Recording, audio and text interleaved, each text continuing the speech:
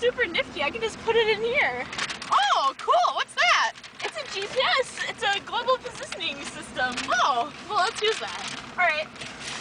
Do any of these maps? Are you tired of using these Google Maps? Yes. How do these get you where you go? You'd have to print out 500 of them. So we want to go to... Lake Superior.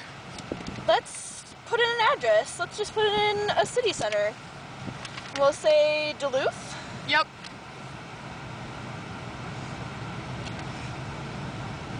All right, done. Here you go. Oh, well, thank you. Well, this is cool. How does it work? The GPS is a system that consists of satellites in outer space and receivers. There are 27 satellites surrounding the Earth, but 3 of them are backup ones. The original use of the GPS was for military navigation. These satellites rotate the Earth 2 times per day.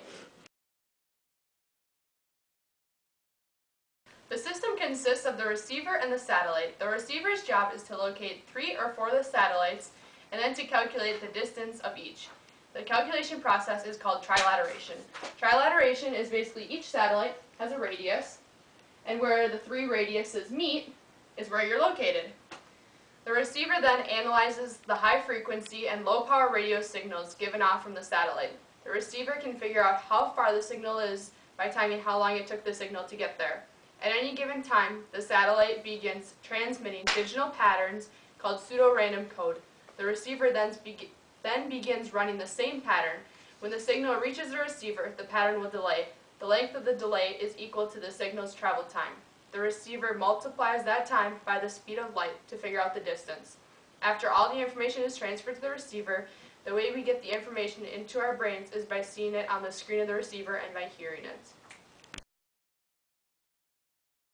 A GPS is very effective, but along the lines with every electronic there are faults, and some faults include satellites sometimes send out the data which can misrepresent the location, and the radio waves can bounce off bigger objects such as skyscrapers, and the waves that travel the same speed through space, but when it travels through the ionosphere and the troposphere, the speed slows down. But the speed in which it slows down depends on where you are on Earth. The GPS isn't an improvement over the previous method of paper maps. Though the new improvement in technology has faults, the GPS is less of a hassle than a paper map. It tells you exactly where you are and you can be directionally challenged. I like this method of transferring information because it is for the most part reliable and extremely convenient. You could be in a city that you've never been to before and know how to get around.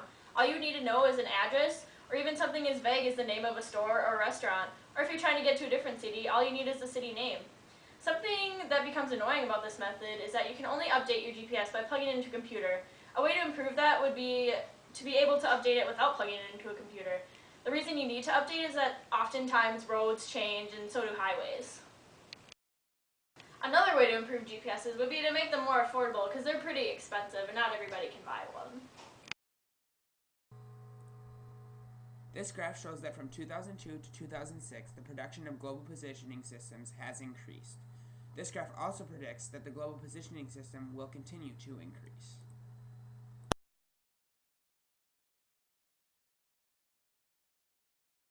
We are going to look at the social, economical, and educational impacts. The positive social impacts can be parents can help keep track of their children.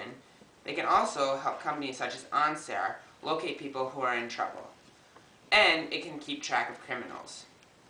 The negative social impact is people who solely rely on GPS systems will not be able to find their way around without one.